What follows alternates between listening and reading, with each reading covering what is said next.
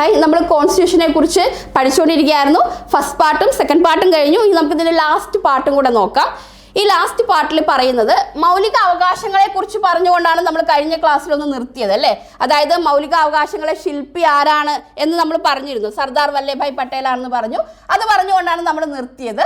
ഇനി അതിന്റെ ബാക്കി, അതായത് മൗലിക അവകാശങ്ങൾ എന്താണെന്ന് നമ്മൾ സെപ്പറേറ്റ് പഠിക്കുന്നുണ്ട്. വളരെ ഇമ്പോർട്ടൻ്റ് ആണ്. ഫണ്ടമെന്റൽ റൈറ്റ്സ് എന്താണെന്ന് പഠിക്കേണ്ടത്.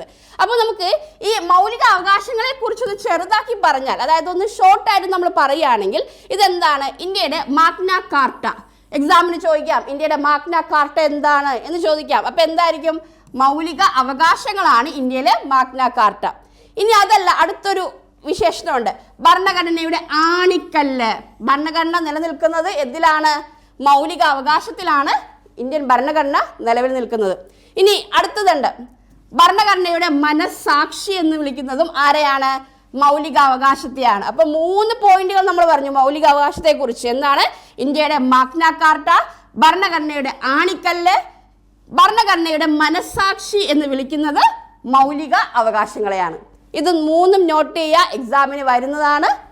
ഇനി ഇതെവിടെയാണ് പറയുന്നത്? ഭരണഘടനയുടെ 3ാമത്തെ ഭാഗത്താണ് ഈ ഒരു മൗലിക അവകാശത്തെ കുറിച്ച് പറയുന്നത്. നമ്മളത് പഠിക്കുമ്പോൾ എക്സ്ട്രാ പഠിക്കുന്നുണ്ട്, എങ്കിലും ഇതൊന്ന് നോട്ട് ചെയ്യാം.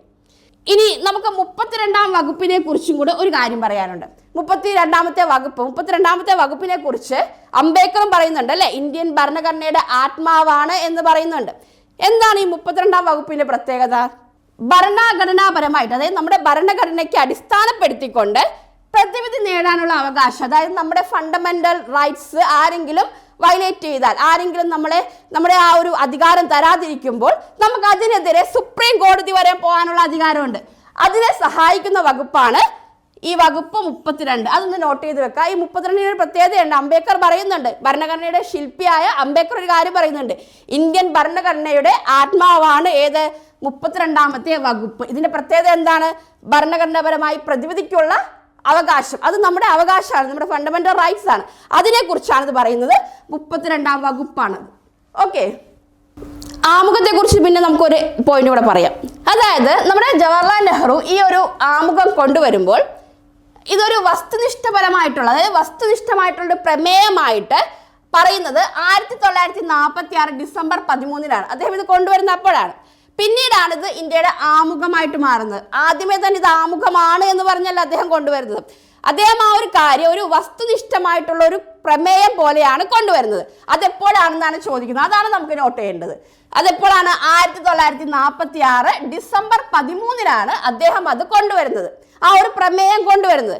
പിന്നീടാണ് നമ്മളത് ആമുഖമായിട്ട് മാറ്റുന്നത്. ഇനി നമ്മുടെ അസംബ്ലിയുടെ ആദ്യ മുദ്ര എന്താണ്? ആദ്യ ചിഹ്നം എന്തായിരുന്നു? അത് ആനയായിരുന്നു. അതൊന്ന് നോട്ട് ചെയ്യാം.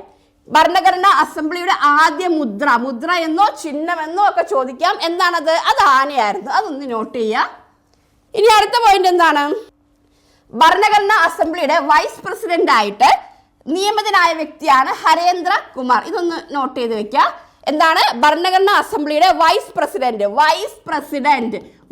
പ്രസിഡന്റ് ആണ് ആര്? ഹരേന്ദ്ര കുമാർ ആണ് വൈസ് പ്രസിഡന്റ്. അദ്ദേഹത്തിന്റെ ഫുൾ ഫോം എന്താണ്? ഹരേന്ദ്ര കുമാർ മുഖർജി എന്നാണ് അദ്ദേഹത്തിന്റെ ശരിക്കുള്ള പേര്. അത് നോട്ട് ചെയ്ത് വെക്കാം. ഈ ഒരു ഫുൾ നെയിം എപ്പോഴും പഠിക്കണം, കാരണം നമ്മളെ കൺഫ്യൂഷൻ ആക്കാനായിട്ട് ഓപ്ഷനിൽ തന്നെ ഇങ്ങനെ തന്നെ ചില മാറ്റങ്ങൾ വരുത്തി തരും. അപ്പൊ നമുക്ക് ഡൗട്ട് വരരുത്. അതുകൊണ്ട് തന്നെ ഭരണഘടനാ അസംബ്ലിയുടെ വൈസ് പ്രസിഡന്റ് ആയിട്ടുള്ള വ്യക്തി ആരായിരുന്നു? അങ്ങനെ നിയമിച്ച വ്യക്തി ആരെന്ന് ചോദിച്ചാൽ ഹരേന്ദ്ര കുമാർ മുഖർജി ആണെന്ന് നമ്മൾ മനസ്സിലാക്കി വെക്കാം. ഇനി ഇതിന്റെ നിയമോപദേശൻ, ഈ ഒരു ഭരണഘടനാ അസംബ്ലി സ്ഥാപിക്കുമ്പോൾ അതിന് നിയമോപദേശകൻ ഉണ്ടല്ലേ. ആ നിയമോപദേശകൻ ആരായിരുന്നു? അദ്ദേഹം BN റാവു ആയിരുന്നു. ആ BN ആണ് എപ്പോഴും നോട്ട് ചെയ്യേണ്ടത്. റാവു ചിലപ്പോൾ നമുക്ക് തരും, നമ്മളെ കൺഫ്യൂഷൻ ആക്കാൻ വേണ്ടിയിട്ട്. നമ്മുടെ ഓപ്ഷൻ A, B, C എന്ന് നമുക്ക് തരുന്നുണ്ടല്ലോ, 4 ഓപ്ഷൻസ് തരുന്നുണ്ട്. ഇതിൽ ഫസ്റ്റ് ഓപ്ഷനിൽ തന്നെ കൊടുക്കും, BN-ന് പകരം ഒരു VN കൊടുക്കും. VN റാവു എന്ന് കൊടുത്താൽ നമ്മൾ ആദ്യം കാണുന്ന ആൻസർ അതാണ്. ഓക്കെ, അതിലൊരു റാവു ഉണ്ടല്ലോ എന്ന് കരുതി നമ്മൾ എന്ത് ചെയ്യും? അപ്പം തന്നെ അത് മാർക്ക് ചെയ്യും. അങ്ങനെ ചെയ്യരുത്. BN റാവു ആണ് ഈ ഒരു ഭരണഘടനാ അസംബ്ലിയുടെ നിയമോപദേശകനായിട്ട് പ്രവർത്തിച്ച വ്യക്തി. ഈ 2 പോയിന്റ്സും ഒന്ന് നോക്കുക, എക്സ്ട്രാ പോയിന്റ്സുകളായിട്ട് നമുക്ക് പഠിക്കാം. അതായത് ഇത് ഒരുപാട് പ്രാവശ്യം റിപ്പീറ്റ് ആയിട്ട് വന്നിട്ടില്ല, എങ്കിൽ കൂടിയും 1-2 പ്രാവശ്യം വന്ന ക്വസ്റ്റ്യൻ ആണിത്. ഇനി അടുത്തത് ഈ ഭരണഘടനാ അസംബ്ലിയുടെ സെക്രട്ടറി ആരാണെന്നുള്ള ക്വസ്റ്റ്യൻ ആണ്. ഭരണഘടനാ സമിതിയുടെ സെക്രട്ടറിയാണ് HVR അയ്യങ്കാർ.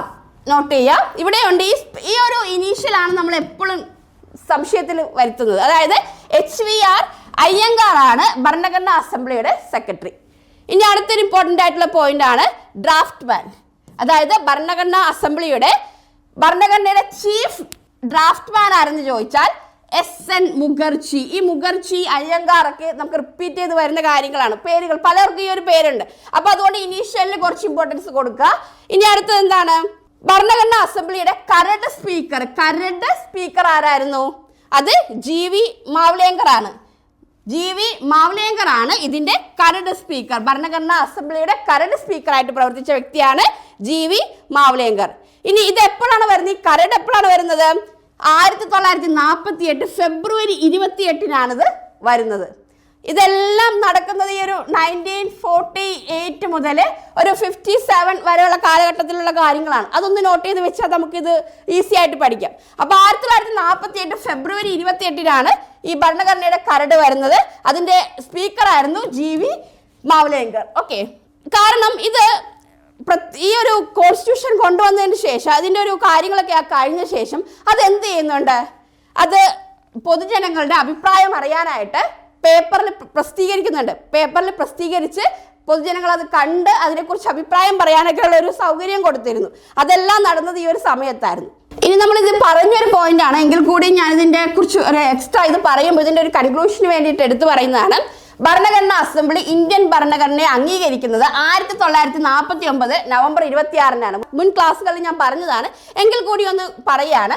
1949 നവംബർ 26-ന് പറയുന്നുണ്ട്, ഇങ്ങനെ അംഗീകരിക്കുന്നുണ്ട്. ഇനി ഇതിൽ ഒപ്പുവെച്ചത് ഈ അംഗങ്ങളെല്ലാവരും കൂടി ഇതിനകത്ത് ഒപ്പുവെക്കുന്നുണ്ട്. ഇത് ഭരണഘടനയാണ്, ഇന്ത്യൻ ഭരണഘടനയാണെന്ന് കൺക്ലൂഷൻ ചെയ്തുകൊണ്ട് ഒപ്പുവെക്കുന്നത് 1950 ജനുവരി 24-നാണ്. 1950 ജനുവരി 24-നാണ് എന്ത് ചെയ്യുന്നത്? ഓക്കെ, ഇത് ഓക്കെയാണ്, ഞങ്ങൾ എല്ലാവരും സമ്മതിച്ചു എന്ന് പറഞ്ഞ് ഒപ്പുവെക്കുന്നത്. ഇതിൽ ഒപ്പിട്ട അംഗങ്ങളുടെ എണ്ണം എന്ന് ചോദിച്ചാൽ അത് 284 കണ്ടോ? ഇതിൽ വളരെ ഈസി അല്ലേ പഠിക്കാൻ? 2, 4, 8 284 പേരാണ് ഈ ഭരണഘടനയിൽ ഒപ്പുവെക്കുന്നത്. ഞങ്ങളിത് അംഗീകരിച്ചു, ഇത് ഇന്ത്യയുടെ ഭരണഘടനയാണെന്ന് ഞങ്ങൾ വിശ്വസിക്കുന്നു എന്ന് പറഞ്ഞുകൊണ്ട് ഒപ്പുവെക്കുന്നത് എത്ര പേരാണ്? 284 പേരാണ്. അങ്ങനെ ഇന്ത്യൻ ഭരണഘടന നിലവിൽ വരികയാണ്. 1950 ജനുവരി മാസം 26-ന് ഇന്ത്യക്ക് സ്വന്തമായിട്ട് ഒരു ഭരണഘടന കിട്ടുകയാണ്. ഇനി ഇതിനകത്ത് നമുക്ക് എക്സ്ട്രാ കുറച്ച് പോയിന്റ്സുകൾ മാത്രം, അതായത് 1-2 എക്സ്ട്രാ പോയിന്റുകൾ കൂടെ നമ്മൾ പഠിക്കാനുണ്ട്. അത് ഭരണഘടന കഴിഞ്ഞു, നമ്മുടെ ഭരണഘടന വന്നു കഴിഞ്ഞു, പക്ഷേ അതിൽ എക്സ്ട്രാ ആയിട്ട് വരുന്ന കുറച്ച് പോയിന്റുകളാണ്. ഇന്ത്യൻ ഭരണഘടന എഴുതി തയ്യാറാക്കിയ വ്യക്തി അതാരായിരുന്നു? പ്രേം ബിഹാരി നാരായൺ റൈസ് ആയിരുന്നു ഇന്ത്യൻ ഭരണഘടന എഴുതി തയ്യാറാക്കിയത്. ഇനി ഇതിന്റെ നക്കൽ തയ്യാറാക്കിയ വ്യക്തി ആരാണ്? അത് BN റാവു ആണ്. BN റാവുവിനെ നമ്മൾ പല പ്രാവശ്യമായിട്ട് എടുത്തു പറഞ്ഞൊരു വ്യക്തിയാണ്. ഇനി ഇതിന്റെ കവർ പേജ് ആരായിരുന്നു? നന്ദലാൽ ബോസ് ആണ് ഇതിന്റെ കവർ പേജ് ഉണ്ടാക്കിയത്. ഇന്ത്യയുടെ 1ാം സ്വാതന്ത്ര്യ ദിനമായി ആഘോഷിക്കുന്നത് ജനുവരി 26-നാണ് 1930. അത് സ്വാതന്ത്ര്യം മുമ്പ് തന്നെ ഇന്ത്യ സ്വാതന്ത്ര്യം കിട്ടി എന്ന് പറഞ്ഞുകൊണ്ട് ആഘോഷിക്കുന്നുണ്ട്. അതുകൊണ്ടാണ് ഈ ഒരു പോയിന്റ് എക്സ്ട്രാ ആയിട്ട് ഞാൻ പറയുന്നത്, ഇതിൽ കൂട്ടാത്തത്. കാരണം വർഷത്തിന് വ്യത്യാസമുണ്ട്. 1930-ലാണ് ജനുവരി 26-നാണ് ഇന്ത്യയുടെ 1ാം സ്വാതന്ത്ര്യ ദിനമായിട്ട് ആചരിക്കുന്നത്. അപ്പൊ ഇവിടെ നോക്കേണ്ട ഈ പോയിന്റ്സുകളൊക്കെ ഇമ്പോർട്ടന്റ് ആണ്. കാരണം ഇതിനെയൊക്കെ ചേർക്കുന്നില്ല, മാറ്റിയാണ് ഞാൻ തന്നിരിക്കുന്നത്. കാരണം എന്താണ്? ഇന്ത്യയിലെ ഭരണഘടന എഴുതി തയ്യാറാക്കിയ വ്യക്തി ആരാണ്? അതുകൂടാതെ നക്കൽ തയ്യാറാക്കിയ വ്യക്തി ആരാണ്? അതിന്റെ കവർ പേജ് ആരായിരുന്നു? ഇതെല്ലാം എക്സ്ട്രാ പോയിന്റ്സുകളാണ്. ഇതും കൊണ്ടൊന്ന് നോട്ട് ചെയ്ത് വെക്കുക. ഇത്രയേ ഉള്ളൂ നമ്മുടെ ഇന്ത്യൻ ഭരണഘടന എങ്ങനെയാണ് രൂപീകരിച്ചത് എന്നതിനെ കുറിച്ചിട്ട്. ഇനി ബാക്കി ക്ലാസ്സുകളിൽ ഇതിൻ്റെതായിട്ട് വരുന്ന ബാക്കി നമുക്ക് പഠിക്കാം. Thank you.